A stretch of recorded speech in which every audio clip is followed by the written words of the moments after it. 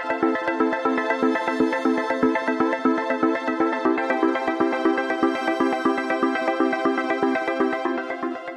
Everyone, welcome to study tube. इस video में हम लोग केमिस्ट्री के अंदर लेड धातु के ऊपर सवालों को करने वाले हैं।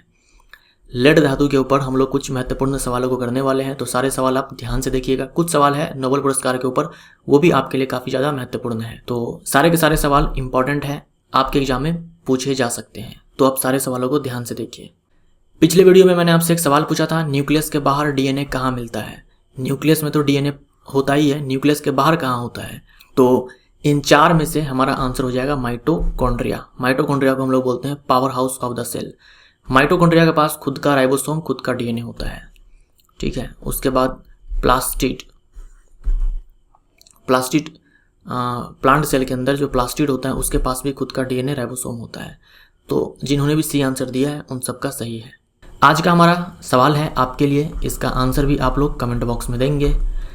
पृथ्वी के भूपर्पटी में यानी कि अर्थ क्रस्ट में दूसरी सबसे ज़्यादा पाई जाने वाली धातु है। पृथ्वी के भूपर्पटी में दूसरी सबसे ज़्यादा पाई जाने वाली धातु इनमें से कौन है, आपको जवाब देना है।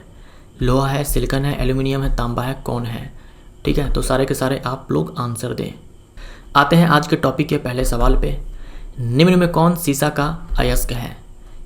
पिच ब्लेंड आप लोगों ने पिछली वीडियो में देखा था, यूरेनियम का है। उसके बाद सीने बार होता है मरकरी का, मरकरी के ऊपर ऑलरेडी वीडियो बना हुआ है। मोनाजाइट आपने देखा कि पिछले वीडियो में थोरियम का होता है। गैलेना हमारा यहाँ आंसर हो जाएगा।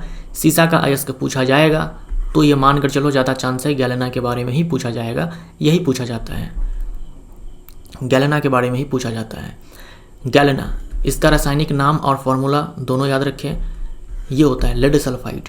लेड सल्फाइड जो है ये इसका रासायनिक नाम है, PbS फार्मूला है, ये है लेड और ये है सल्फर, तो इसी को बोलते हैं गैलेना। सीसा की परमाणु संख्या है, आपने पिछले वीडियो में देखा कि जो 90 परमाणु संख्या है ये है थोरियम का।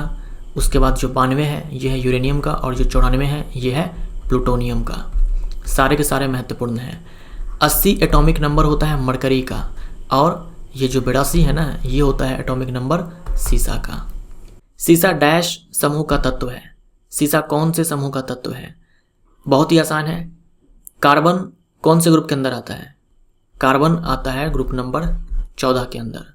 तो कार्बन, सिलिकॉन, जर्मेनियम, टिन और उसके बाद लेड, ये सारे हमारे ग्रुप नंबर 14 के तत्व हैं, जिसमें कि कार्बन अधातु है, ये दोनों उपधातु है, और ये दोनों धातु है।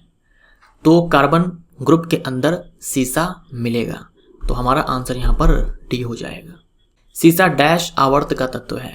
सीसा आपको मिलेगा छठे आवर्त में पी ब्लॉक के अंदर। 6p का ये एलिमेंट है, ग्रुप तो आपने देखा ही 14, और छठे आवर्त के अंदर पी ब्लॉक का तत्व है, तो हमारा आंसर यहाँ पर हो जाएगा डी। सीसा किस ब्लॉक का तत्व है, सीसा है पी ब्लॉक का तत्व। निम्न में कौन सीसा का प्रतीक है। सीसा का प्रतीक होता है Pb। ये जो सिंबल है ना, ये लिया गया है नाम प्लम्बम से, और प्लम्बम ये है लैटिन शब्द सीसा के लिए, लैटिन नाम है ये सीसा के लिए प्लम्बम। लेड का परमाणु प्रतीक Pb डैश से लिया गया है, लैटिन शब्द प्लम्बम से लिया गया है, ये हमारा आंसर। गैलेना का रासायनिक सूत्र है, गैलेना मैंने अभी आपसे कहा लेड सल्फाइड PbS। देखो ये है जिंक सल्फाइड, इसको बोलते हैं जिंक ब्लेंड, ये भी एग्जाम में बहुत पूछा जाता है। जिंक ब्लेंड किसका अयस्क है, जिंक का अयस्क है, रासायनिक नाम होता है जिंक सल्फाइड। ये है लेड कार्बोनेट और ये है लेड मोनोऑक्साइड। मोनो मतलब एक, ऑक्साइड मतलब ऑक्सीजन, तो मोनोऑक्साइड यानी कि एक ऑक्सीजन है लेड के साथ, तो लेड मोनोऑक्साइड। निम्न में कौन हाइड्रोक्लोरिक अम्ल से अभिक्रिया कर हाइड्रोजन गैस मुक्त कर सकता है। कौन है जो HCl के साथ रिएक्ट करेगा, और रिएक्ट करने के बाद जो है धातुएं जब HCl के साथ रिएक्ट करते हैं तो H2 वहाँ पर इवॉल्व होती है, यानी कि हाइड्रोजन गैस वहाँ पर उत्सर्जित होती है। तो बताना है इनमें से कौन है जो रिएक्ट करके HCl के साथ हाइड्रोजन गैस को उत्सर्जित करवा सकता है। धातुओं की यह है क्रियाशीलता श्रेणी, रिएक्टिविटी सीरीज। जैसे जैसे हम ऊपर से नीचे आएंगे रिएक्टिविटी धातु की घटती है। यहाँ देखो हाइड्रोजन है, हाइड्रोजन से ऊपर वाले जो भी आपके पास इसमें धातु दिख रहे हैं ना, वो सारे के सारे HCl से रिएक्ट करके H2 को रिलीज करवा सकते हैं, लेकिन हाइड्रोजन के नीचे वाले तत्व नहीं करवा पाएंगे। तो यहाँ तांबा देखो हाइड्रोजन के नीचे है, तो ये आंसर नहीं होगा। चांदी भी नीचे है, प्लेटिनम यहाँ लिखा हुआ नहीं है, लेकिन प्लेटिनम भी नीचे ही आएगा हाइड्रोजन के, तो ये भी नहीं है। लेड हमारा आंसर हो जाएगा। लेड देखो यहाँ पर है, हाइड्रोजन से जस्ट ऊपर है, तो लेड HCl के साथ रिएक्ट करके लेड क्लोराइड बना लेगा और H2 वहाँ पर इवॉल्व होगा। निम्न में कौन जल के साथ अभिक्रिया करता है? इनमें से कौन है जो जल के साथ अभिक्रिया करता है? देखो यहाँ पर फिर से आपके पास जल है यानी कि H2O। तो एक बार मैं लूँगा ठंडा पानी, उसके बाद गर्म पानी और उसके बाद स्टीम। तो यहाँ आप ध्यान से देखो, ये जो आपका पोटेशियम है, ये जो सोडियम है और ये जो कैल्शियम है, ये तीन जो ऊपर के धातु है ना, ये ठंडे जल के साथ, गर्म जल के साथ और स्टीम के साथ, जो ठंडे जल के साथ रिएक्ट कर लिया ना, समझो वो गर्म जल के साथ और वाष्प के साथ आसानी से रिएक्ट कर जाएगा। तो ये जो ऊपर के तीन धातु है ना, वो सारे जल किसी भी प्रकार का हो, चाहे ठंडा हो, गर्म हो, स्टीम हो, सब के साथ ये आसानी से रिएक्ट कर लेते हैं। मैग्नीशियम बोलता है ठंडा जल क्या होता है मुझे नहीं मालूम, मुझे चाहिए गर्म जल या फिर चाहिए वाष्प, यानी मैग्नीशियम जो है ये ठंडे जल के साथ रिएक्ट नहीं कर पाएगा। उसके बाद आ जाओ aluminium zinc iron. Aluminium zinc iron ये ना तो ठंडे जल को जानता है ना ही गर्म जल को जानता है, ये जानता है तो केवल वाष्प को। इसके बाद जो भी आपको यहाँ पर मेटल्स दिख रहे हैं ना, धातु, ये भाई साहब बोलते हैं कि जल होता क्या है, मुझे नहीं मालूम जल क्या होता है, ठंडा जल, गर्म जल, वाष्प, ये सब मुझे नहीं पता, यानी किसी के साथ ये रिएक्ट नहीं करते हैं, जल के साथ ये अभिक्रिया करते ही नहीं है। ठीक है, तो हमसे देखो पूछा था कि जल के साथ अभिक्रिया करता है ये बताना है, तो सीसा नहीं, तांबा नहीं, सोना नहीं, कैल्शियम हमारा आंसर हो जाएगा। तो ये जो मैंने आपसे बताया ना, ये काफ़ी इंपॉर्टेंट है, इसको आप अच्छे से ध्यान में रखिएगा, एग्जाम यहाँ से खूब पूछे जाते हैं। निम्न में सीसा का उपयोग किया जाता है। सीसा का उपयोग किया जाता है बुलेट बनाने में, बंदूक की गोली बनाने में, तो ये सही है। बैटरी में लेड स्टोरेज बैटरी आपने सुना होगा, लेड एसिड बैटरी सुना होगा आपने, तो बैटरी में, लेड पाइप के निर्माण में, तो इनमें से सभी हमारा आंसर हो जाएगा।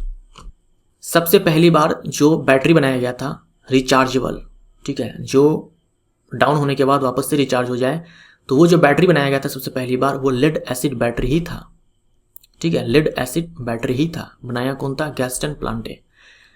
अगर मान लो एसिड के बारे में पूछ दे कि भाई जो लेड एसिड बैटरी होता है या फिर यहाँ पर जो एसिड लिया गया वो कौन सा एसिड था, तो आंसर आपका क्या होगा? Sulphuric acid, H2SO4। Lead acid battery में जो एसिड होता है वो H2SO4 होता है, ये इलेक्ट्रोलाइट होता है एसिड में, बैटरी में। निम्न में से किसे लिथार्ज भी कहा जाता है? लिथार्ज कहा जाता है, ये लिथार्ज है, ये कहा जाता है लेड मोनोऑक्साइड को, तो ए हमारा आंसर, लेड मोनोऑक्साइड, PbO।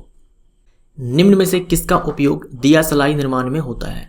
दिया सलाई यानी कि माचिस के निर्माण में होता है, तो यहाँ पर हमारा आंसर हो जाएगा लेड डाइऑक्साइड, डी हमारा आंसर। देखिए लेड डाइऑक्साइड का इस्तेमाल होता था माचिस बनाने में, अब नहीं होता है। अब देखो क्या होता है, यहाँ पर देखो, यहाँ पर जो पदार्थ लगा होता है ये आपका होता है रेड फास्फोरस।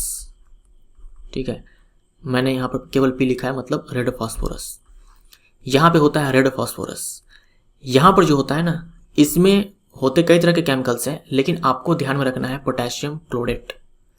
पोटेशियम क्लोरेट ये सबसे ज़्यादा अमाउंट में यहाँ पर प्रेजेंट होता है, यानी कि इसमें प्रेजेंट होता है। बाकी जो भी केमिकल्स होते हैं इनसे बहुत ही कम होते हैं। तो यहाँ पर अगर पूछ दे आपको हेड पोजीशन पे स्टिक में, तो हो जाएगा पोटेशियम क्लोरेट। अगर यहाँ पर बोल दे स्ट्राइकिंग सरफेस पे, यानी जिस सरफेस पे हम लोग स्ट्राइक करवाते हैं, घर्षण करवाते हैं, वहाँ पे होता है रेड फास्फोरस। अब देखो एक आपने सुना होगा व्हाइट फास्फोरस, जैसे यहाँ रेड फास्फोरस होता है वैसे येलो फास्फोरस होता है, व्हाइट फास्फोरस होता है। तो व्हाइट फास्फोरस के बारे में आपने सुना होगा कि एयर में अगर उसको अगर आप लाते हो तो उसमें आग पकड़ लेता है। व्हाइट फास्फोरस अधातु है, फास्फोरस अधातु है। तो जो रेड फास्फोरस, येलो फास्फोरस और व्हाइट फास्फोरस होता है, रेड, येलो, व्हाइट, ये सारे जो फास्फोरस होते हैं, इनमें व्हाइट जो होता है ना वो सबसे ज़्यादा एक्टिव रिएक्टिव होता है। एयर के कांटेक्ट में आने से इसमें आग पकड़ लेता है, और ये है अधातु, सारे के फास्फोरस अधातु ही है। तो होता यहाँ पर ये है कि जब इससे स्ट्राइक करवाया जाता है सरफेस पे, जब सरफेस पे हम लोग स्ट्राइक करते हैं यहाँ पे, तब थोड़े से अमाउंट में ना रेड फास्फोरस से यहाँ पर व्हाइट फास्फोरस प्रोड्यूस होता है, और क्योंकि व्हाइट फास्फोरस एयर के कांटेक्ट में आते ही आग पकड़ लेता है, तो इसी व्हाइट फास्फोरस के कारण ही चिंगारी उत्पन्न होती है, तब जाकर के माचिस की तीली जलती है। निम्न में से किसे अकार्बनिक शर्करा या शीशे का शर्करा कहा जाता है? ये देखिए, ये दिखने में चीनी जैसा लगता है, बट ये चीनी नहीं है, ये है लेड एसीटेट। तो डी हमारा आंसर हो जाएगा, ये है लेड एसीटेट। जैसे चीनी स्वाद में मीठा होता है, ये भी स्वाद में मीठा होता है। चीनी जल में घुल जाता है, ये भी घुल जाता है, लेकिन चीनी हम लोग खाते हैं, लेकिन ये जहरीला है। तो लेड एसीटेट को हम लोग बोलते हैं इनऑर्गेनिक शुगर, इनऑर्गेनिक शुगर या फिर लेड शुगर या फिर लेड एसीटेट। निम्न में कौन सफ़ेदा के नाम से जाना जाता है? सफ़ेदा के नाम से हम लोग जानते हैं क्षारीय लेड कार्बोनेट को। ये पूरा नाम आपको बोलना पड़ेगा, क्षारीय लेड कार्बोनेट। तो डी हमारा आंसर। केवल लेड कार्बोनेट मत बोलना, अगर है विकल्प में मान लो तो आप इसको टिक मार सकते हो, लेकिन मान लो अगर लेड कार्बोनेट भी है, क्षारीय लेड कार्बोनेट भी है, तो आप आंसर क्षारीय लेड कार्बोनेट को आप टिक मारेंगे। तो डी हमारा आंसर। विद्युत परिपथ में प्रयुक्त होने वाला फ्यूज तार किसका मिश्र धातु होता है? ये जो फ्यूज तार है यहाँ पर, ये मिश्र धातु होता है लेड और टिन का, ठीक है, लेड और टिन का। तो बी हमारा आंसर। सोल्डर किसका मिश्र धातु है? ये जो सोल्डर होता है जिसका इस्तेमाल इलेक्ट्रिशियन करते हैं, अगर आपने मोबाइल रिपेयरिंग या फिर टीवी वगैरह रिपेयर करवाया होगा तो वहाँ आपने देखा होगा इसका इस्तेमाल किया गया होगा। ये किसका मिश्र धातु होता है? तो सवाल बदल गया है, लेकिन आंसर वही होगा जो आपने पिछले क्वेश्चन में लगाया था, यानी कि लेड प्लस टिन। तो ये भी मिश्र धातु है लेड और टिन का। ऐसे ही एक मिश्र धातु होता है प्यूटर। तो प्यूटर में सबसे अधिक मात्रा में उपस्थित होता है, प्यूटर में ना सबसे ज़्यादा जो उपस्थित होता है वो टीन होता है। तो बी हमारा आंसर हो जाएगा। बाकी होने को टीन के साथ शीशा भी हो सकता है, तांबा, चांदी और भी तरह के मेटल्स हो सकते हैं, लेकिन सबसे ज़्यादा जो है ना वो टीन प्रेजेंट होता है, 75% से भी ज़्यादा टीन होता है।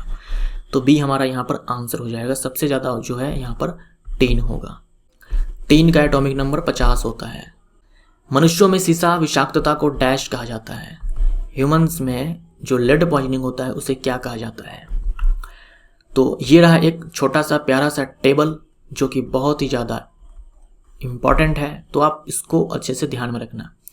कैडमियम पॉइजनिंग के कारण बीमारी होती है इटाई, मरकरी पॉइजनिंग के कारण मिनीमाटा, उसके बाद आयरन पॉइजनिंग के कारण सिडेरोसिस, लेड पॉइजनिंग के कारण प्लम्बिज्म। हमारा आंसर यहाँ पर क्या हो जाएगा? प्लम्बिज्म। ये हमारा आंसर। परमाणु बम के जनक कहे जाते हैं, परमाणु बम के जनक कहे जाते हैं रॉबर्ट ओपनहीमर। तो बी हमारा आंसर हो जाएगा। पिछले वीडियो में आपने देखा था ट्रिनिटी टेस्ट, जिसमें कि पहला परमाणु बम परीक्षण किया गया था। तो वो जो परमाणु बम था जिसको सबसे पहली बार डेटोनेट किया गया, वो इन्हीं का देन था, रॉबर्ट ओपनहीमर का। तो बी हमारा आंसर हो जाएगा। इसी कारण इनको कहा जाता है परमाणु बम का जनक। ये है रॉबर्ट ओपनहीमर। भौतिकी में नोबेल पुरस्कार प्राप्त करने वाले प्रथम व्यक्ति थे। तो नोबेल पुरस्कार जो है ये दिया जा रहा है 1901 से, और आपने पिछले वीडियो में देखा था कि 1901 में एक्सरे के डिस्कवरी के लिए विल्हेम रोंजन को भौतिकी में नोबेल प्राइज मिला था। तो फिजिक्स के फील्ड में सबसे पहली बार नोबेल प्राइज दिया गया विल्हेम रोंजन को एक्सरे के डिस्कवरी के लिए। नील्स बोर को भी मिल चुका है एटॉमिक स्ट्रक्चर के लिए, आइंस्टीन को मिल चुका है फोटो इलेक्ट्रिक इफेक्ट के डिस्कवरी के लिए, यानी कि विद्युत प्रभाव, प्रकाश विद्युत प्रभाव की खोज के लिए। जेम्स चैडविक को मिल चुका है न्यूट्रॉन की डिस्कवरी के लिए। अब है रसायन शास्त्र में नोबेल पुरस्कार प्राप्त करने वाले प्रथम व्यक्ति थे। तो ये थे हेनरिकस वांटहॉफ। आप केवल वांटहॉफ ध्यान में रखो, इनको दिया गया था सबसे पहली बार 1901 में केमिस्ट्री के अंदर नोबेल प्राइज। विलियम रैमसे, ये नाम भी बहुत ही ज़्यादा महत्वपूर्ण है, विलियम रैमसे, इनको भी मिला था एयर में नोबेल गैसेस को ढूंढने के लिए। नियोन, आर्गन, क्रिप्टन, जेनॉन, इन सारे ही गैसेस की जो खोज है ना विलियम रैमसे ने की है। तो इस कारण से इनको दिया गया केमिस्ट्री के अंदर नोबेल प्राइज। तो इनमें से किसी भी गैस के बारे में, नोबेल गैस के बारे में, ये सारे आपको 18 में मिल जाएंगे, ग्रुप संख्या 18 में। तो इनमें से किसी के बारे में भी पूछ दे कि खोज किसने की, तो आंसर आपका विलियम रैमसे हो जाएगा। मारी क्यूरी को मिल चुका है 2 बार, एक बार फिजिक्स में और एक बार केमिस्ट्री में। रदरफोर्ड को भी मिल चुका है केमिस्ट्री में। 2 बार नोबेल पुरस्कार प्राप्त करने वाले प्रथम व्यक्ति बने, यानी मेल फीमेल सबको मिलाते हुए पहली बार नोबेल प्राइज 2 बार लिया मैडम मारी क्यूरी ने। बी हमारा आंसर। मैडम मारी क्यूरी ये पहली थी जिनको 2 बार नोबेल पुरस्कार मिला। तो बी हमारा आंसर। नोबेल पुरस्कार प्राप्त करने वाली प्रथम महिला थी। तो महिला में सबसे पहली बार जो नोबेल प्राइज़ मिला वो मिला मारी क्यूरी को। ठीक है, तो मैडम मारी क्यूरी जो थी ये प्रथम महिला थी जिनको नोबेल प्राइज़ दिया गया, और ये पहली ऐसी पर्सन थी मेल फीमेल सबको मिलाते हुए जिनको 2 बार नोबेल प्राइज़ मिला था। तो यहाँ भी हमारा आंसर सी हो जाएगा। तो ये हमारा वीडियो यहाँ पर समाप्त होता है। जो मैंने आपसे क्वेश्चन किया स्टार्टिंग में उसका आंसर आप लोग ज़रूर करें, और वीडियो अगर अच्छा लगा तो लाइक और शेयर ज़रूर करें। Thank you so much.